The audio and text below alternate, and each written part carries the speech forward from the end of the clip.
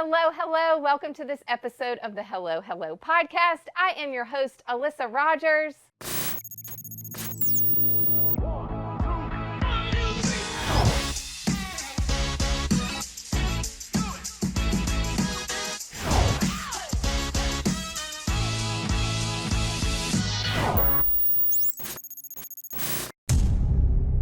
And look at this beautiful setting that we're in today.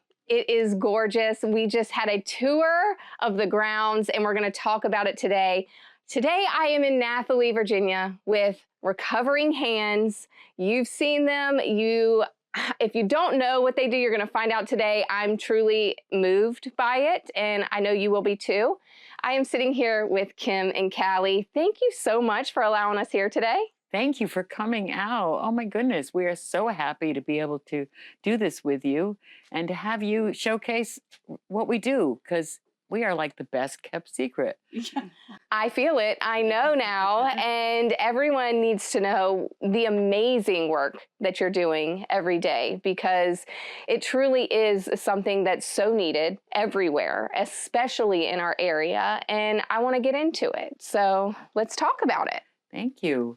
Recovering Hands tries to help women who want to help themselves. You know, we basically share what we do in our recovery with them so that we can give them a chance to build a better way of life. Mm-hmm. Some of the women coming to us, you would be surprised. They're your daughters, they're your nieces, mm-hmm. they're your grandmothers, they're your mothers, they're your sisters.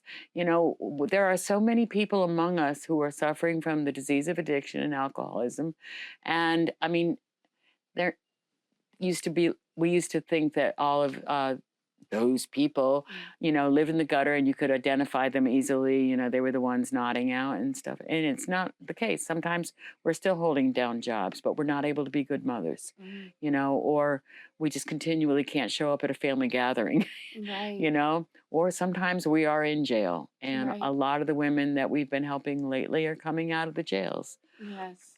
And I'm really hoping that, like, by you talking to us today, we not only raise awareness that this option exists, but it's a really, really good option. Mm-hmm. It really does work.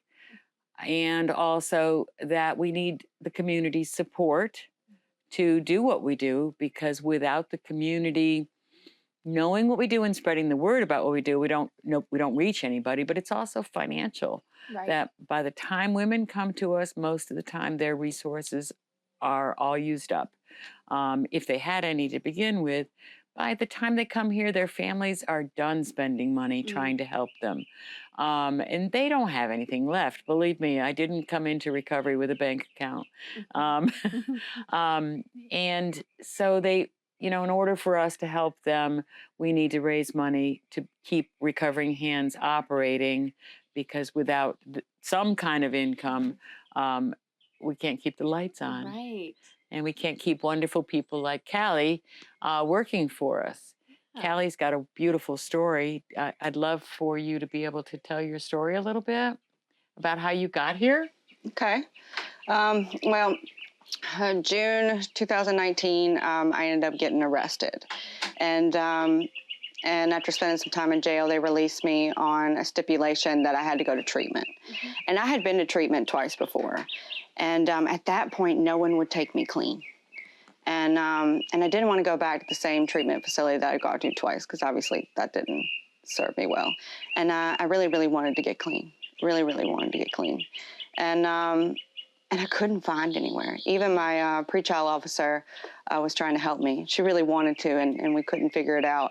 And my grandmother found an article in the paper about Recovering Hands. And so I called Kim that day, and she told me that they had horses and a llama and cows, and they did yoga and pottery and canning and showed you how to, you know, sustain long-term recovery. And I had never been taught that. Where I went to, that you had classes about like why you used, and none of that necessarily mattered. I couldn't sustain long-term recovery. Right. I couldn't stay clean on my own. And when I came here, and I was really broken when I came here. And I told my parents, like, this is where I want to go. And they made it happen. Thank God they made it happen. And I had no idea when I came that I was going to be working. I just wanted to be able to stay clean at that point. And I came here and I just fell in love, and I thrived. And yeah, that's my story. Yep, that's how she got here. Yeah. But then after she left, COVID hit.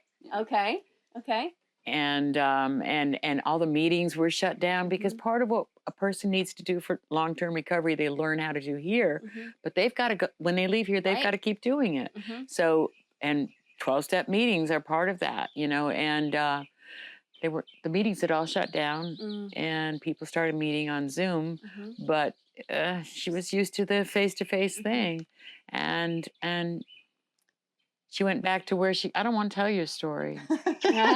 Well, I went back home, and it would just. And how long were you here? I was here for 3 months, so 90 days. Okay, 90 days. Yes. 90-day program. Okay. And I went back home, and I had to still continue to do IOP. But even IOP shut down, so it was over like a phone call. Outpatient. Yeah, it was a phone call every week. And I was like not connected, right? I had gotten all these friends in recovery, and then everything shut down, which was unheard of. And so I just felt really isolated. And like my disease started working on me. And so, you know, I would love to say that I called Kim, but she called me. And because she doesn't just let us go, right? She continues to check on us. And I'm intensive outpatient. Yeah, and she loves us, right? And she's our person that we feel the most connected to at that point. And she was like, "You've got to do something different," because I wasn't, you know, doing the Zoom meetings like I should have. I didn't like them. I've grown to love them now because it's a great option that we have. But I'm really good with face-to-face connection. You know, the opposite of addiction is not sobriety, it's connection. And so I had to do community service, and I really wanted to give back to the place that had given me life. And Kim was like, "Come back, do your community service here." And I never left. Oh my gosh, how amazing is that? And so you come back to do community service, and then how did you end up securing a full-time job here? Well, it's funny, while I was here, Kim was doing a peer recovery support class, and she gave me the option. Yeah, she gave me the option to be a part of it or to do other life skills. And I was like, I would love to be a part of that. No intention of working in peer recovery. And I loved it, right? And I ended up using that when I came here. I realized that the most amazing thing that I had ever done wasn't getting clean. It was helping other women to get clean. So that's what helps us stay clean, is helping other. And I get really attached to the women that come here, you know, just like Kim does. And that's the most beautiful part about being here, not the getting clean part. And me and Kim work really, really well together. I can tell. Yeah. Right. So she's got 5.5 years in recovery at this point. And so when she came back to do her community service hours, I just kind of threw her in doing what I do, you know, and she doesn't want to put farm work on her resume, but it's kind of there. And it's a secret. You know, meaning that we are gardening, we are fixing a fence here and there. She's what have we done with a skid steer recently? Where you know, we have to run the place basically. Right. But when she started working with the girls, and she's just really good with the girls. She really, really is. So she started helping me with the program.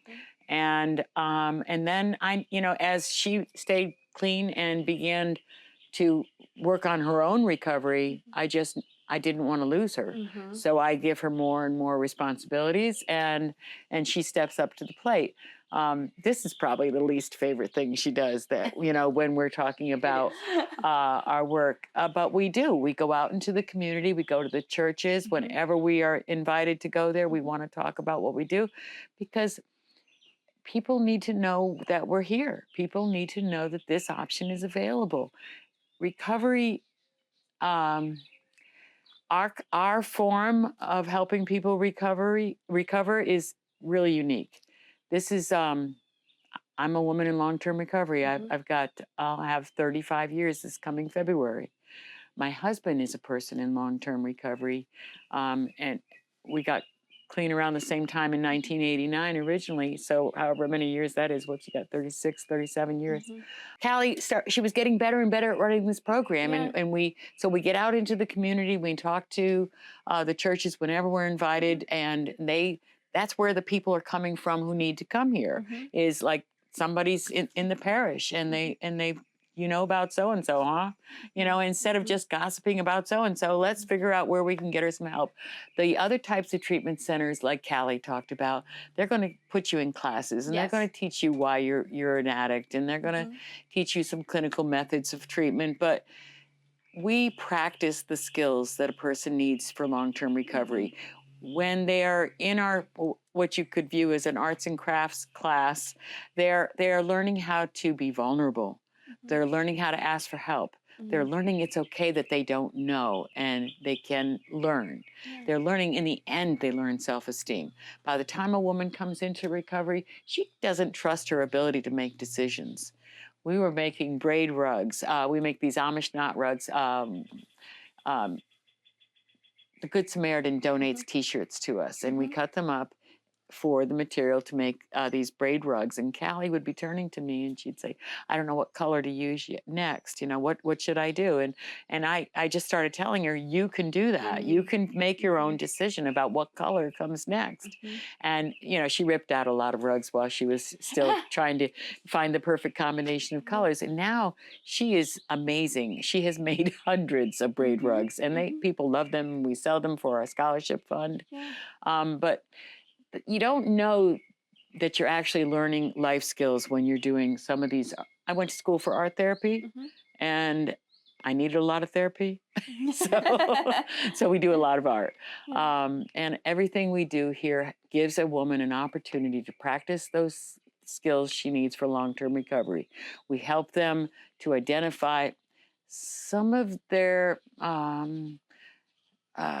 addict brain mentality, you know, that when we were using, we had a certain way of being able to function in the world. Those ways that we functioned helped us to stay isolated, and isolation is really bad for recovery. Kalie said it, that the opposite of addiction is not sobriety. The opposite of addiction is connection. So if what we need to do in order to recover is connect, then I need to learn how to practice being with people. I need to learn some relationship skills. And I'm still learning. Yes, we all are. And, you know, I want you to tell everyone, like, what can someone expect when they pull into here? Because we talked a little bit about, you know, the feeling you had when you pulled in. And so from the time they pull in and they've decided, okay, I want help, what can they expect from there? Once they've decided they want help, well, we start out, you want to know what our daily routine might look like? We start out most days in the group room. Well, first, no, this is the cabin. And they will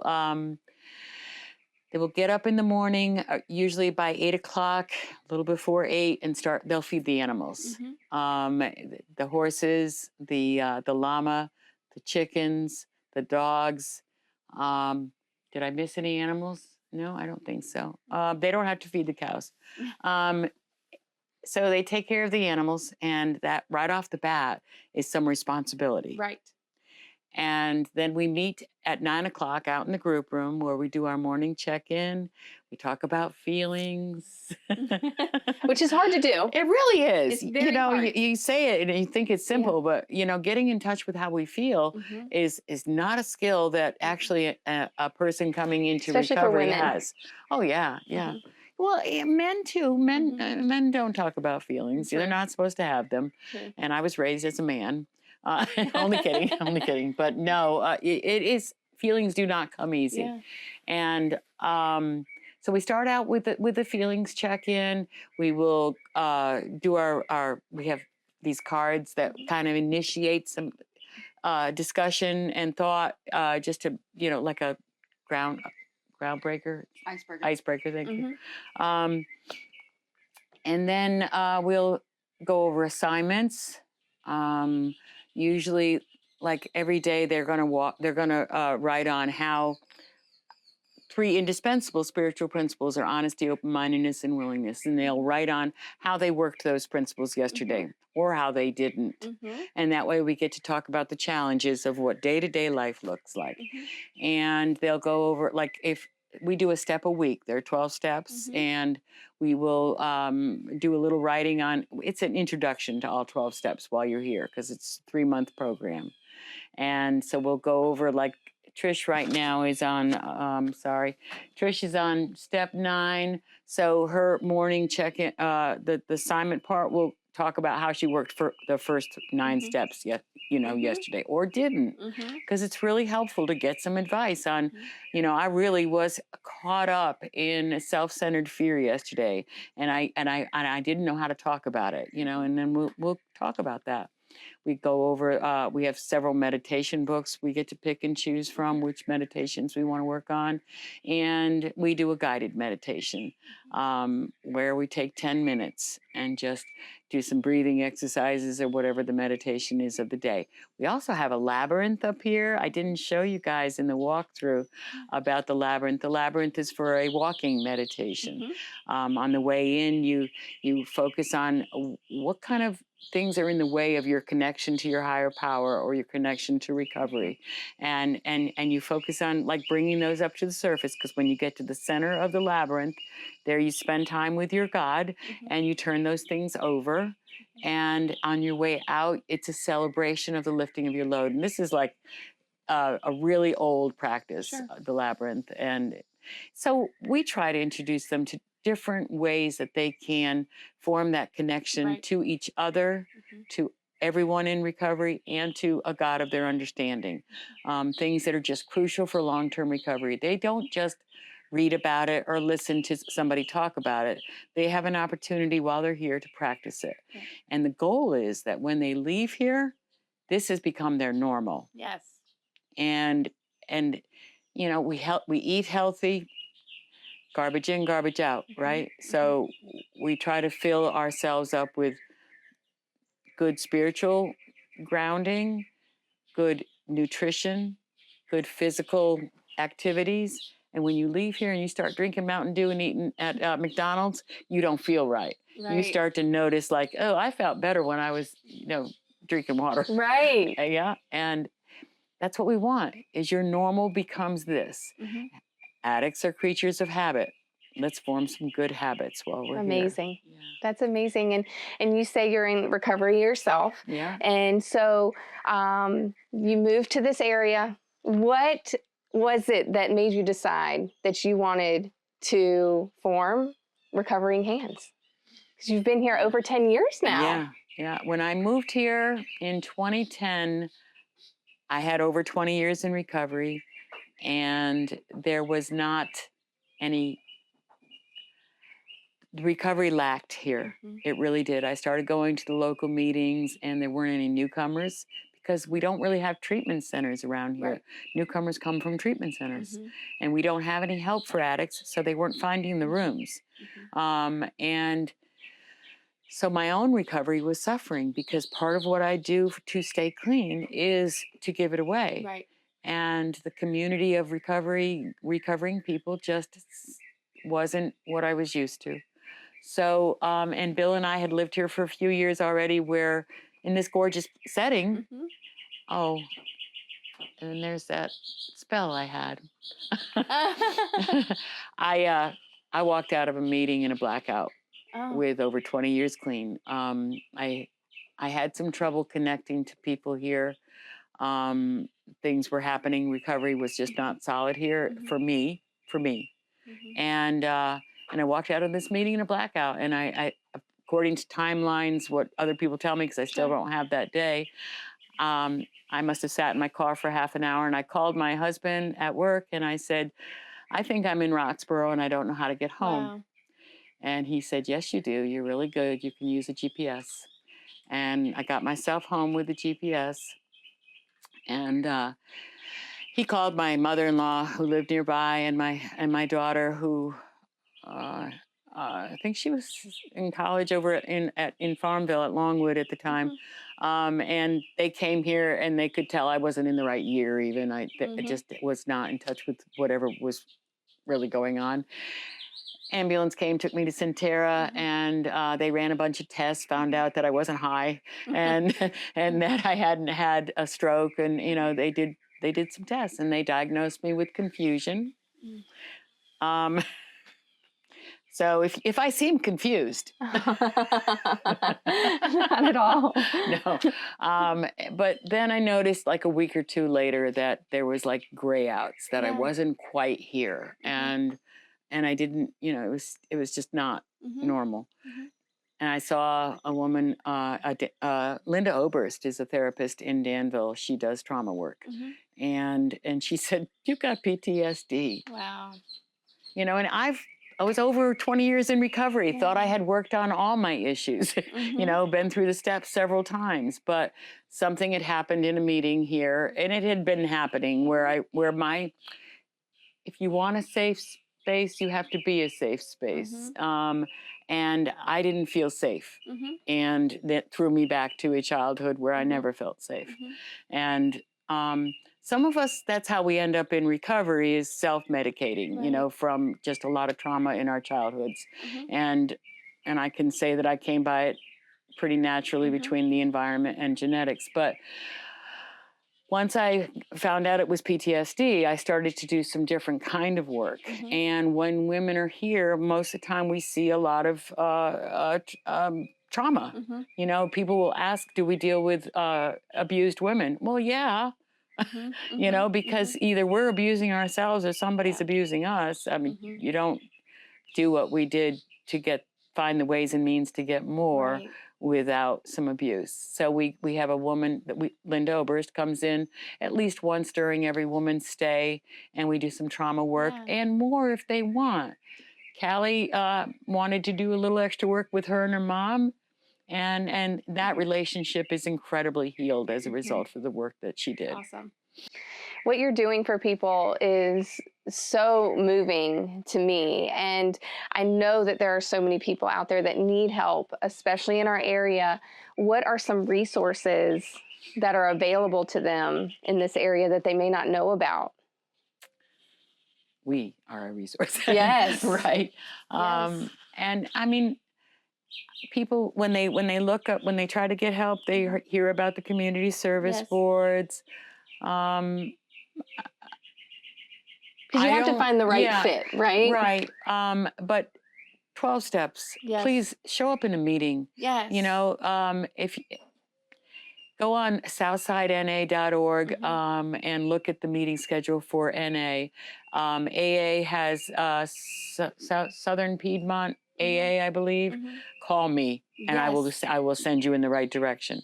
But there are AA meetings and there are NA meetings most every day. And if you need help getting to a meeting, there are hotline numbers. Call the hotline. Please call us, and we will be a resource. As far as addiction and alcoholism, I think we're the best resource. There is a treatment center that isn't that far away that I would never, ever, ever send anyone to. Please don't go there. There are a couple in Lynchburg that are good. So what we want, our ideal is that if you need a treatment center, non-clinical, we are the best bet. And then we will help you to find sober living afterwards, because we don't want you to leave after 3 months and go back into your old environment. Going back into your old environment is a mistake every time, every time. But we would help you to get started with your recovery in a sober living environment first, where you can work and stay clean and have the support you need, you know, for a period of time. And our best success rate, you know, I mean, we don't like to talk about our success rate, because really it is based on, you know, what the person does when they leave here. We plant seeds. If you decide not to water your seed when you leave, that's a shame, you know, but I might call you up and say, what the heck, you know, and reel you back in. But hopefully you go to meetings and we still see you. And Kalie, a lot of our women will stay in touch with Kalie, especially. She becomes one of their buddies. They all ask her to sponsor them when they leave, and she is not supposed to sponsor everybody. But and we have one woman who is in sober living in Lynchburg right now, who she is off every other Thursday, and she comes back here, and you know, she reconnects. She likes to do the equine therapies on Thursdays, so she especially likes that. But we try to bring them back for our activities. If this new building that we're building over here, that is going to be a training center for our community where we can do, you know, lock zone trainings, and we can do, you know, different the things that we do for our life skills. A lot of people want to know how to do those things. We would also like to be able to do, there are so many opportunities for personal growth that we can bring in and have the community sign up for. We need, a lot of parents need more help on how do I deal with this child, you know, and we would like to be able to be a resource for that. This new building, we're hoping it'll be built by the end of the year, and we need a lot of community support financially with it. We hired contractors to get us to this point, and now we have a long ways to go. So we need a lot of help with that. Oh, can I tell you about an event we have coming up? Absolutely. June 21st, we've got the Recovery Walk. Yes. We're walking the Tobacco Trail. Fun. It's a 5K. We're making it a 5K. We're marking it so it's a 5K, so it's not a 5-mile walk. It's going to be 3.1 miles. Yes. And, we walked it a couple of times, and we've marked it off, and I love it.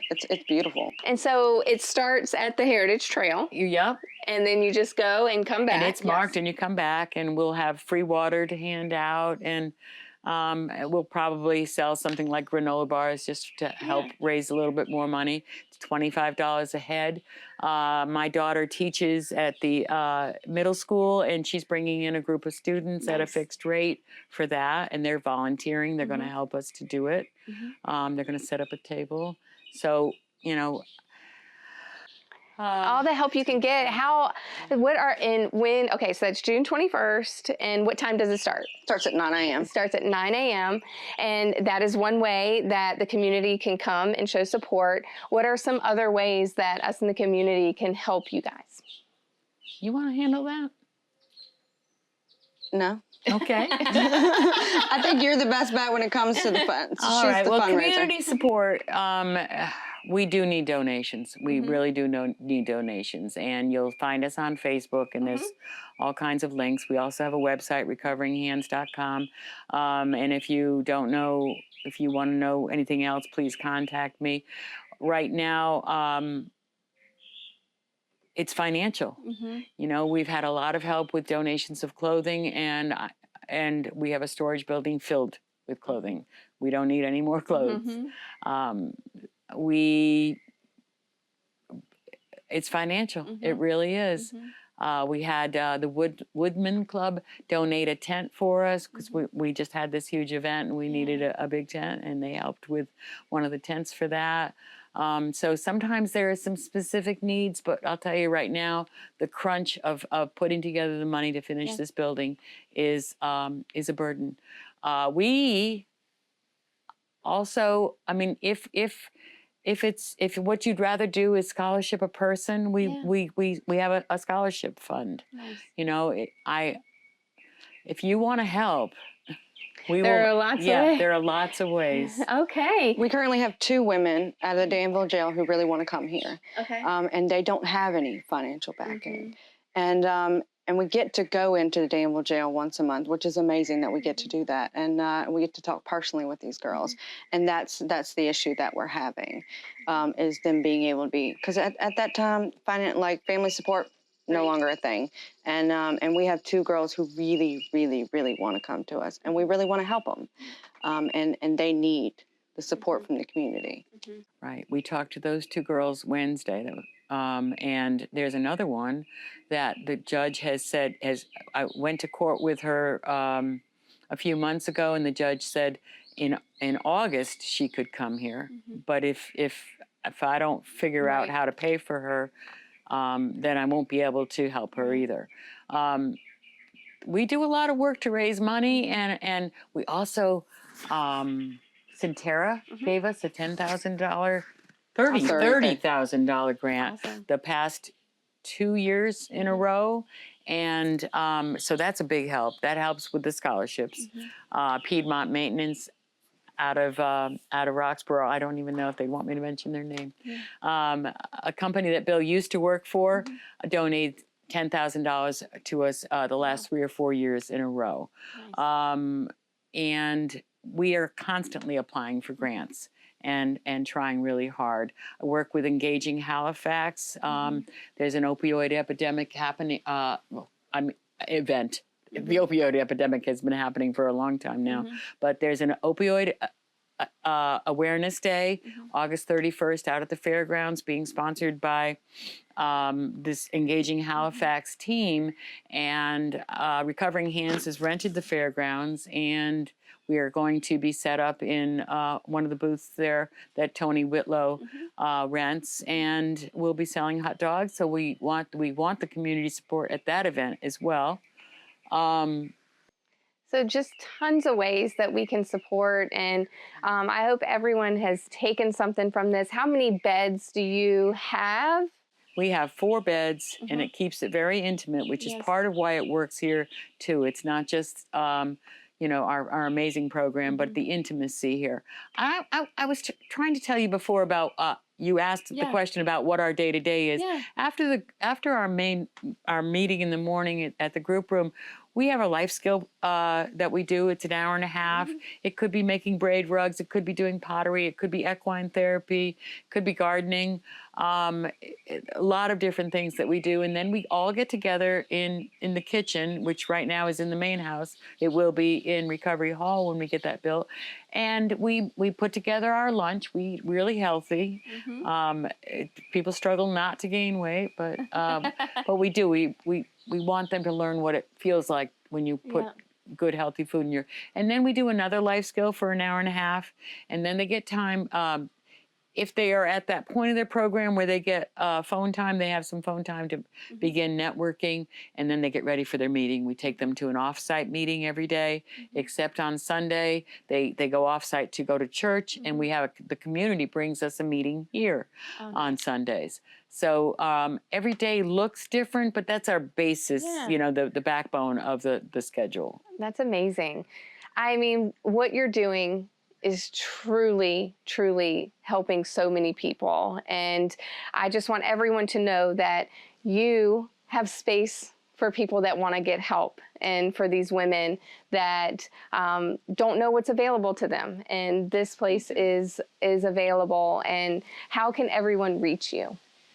They can call me at 860-309-1404. They can email at kim@recoveringhands.com. They can go to the website at recoveringhands.com. They can look us up on Facebook at Recovering Hands. We are on Instagram and all of the other social medias. You can find me at an NA meeting on Tuesdays. You can find us at an NA meeting in town or at an AA meeting on the weekends. I mean, we are at the meetings. If you, and I would love to see everyone who is thinking about recovery end up in a meeting. Please end up in a meeting. Start there. And so if you are thinking that you need help or you've been looking for help, reach out to Kim. She's here to help you. Show up to a meeting, get the resources you need. If you have a loved one or you yourself think you need Recovering Hands, give them a call. They're here to help you. And I'm inspired. You've inspired me. Thank you so much. Thank you for doing this. Absolutely. Thank you so much. We really appreciate this. Absolutely. And I just want to spread the word because it truly is an epidemic, in our society today. And addiction is real. And I want everyone to get the help that they need. So I'm inspired. I hope you are. I appreciate everyone for watching and listening today. Give Kim a call. She's here to help. And if you have any questions, reach out to me and I'll get you her contact information. Make sure that you get in contact with her.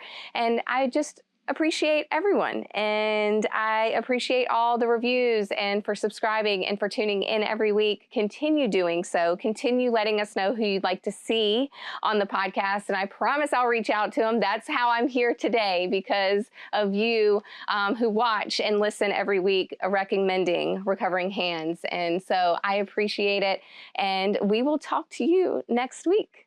Bye. Thank you.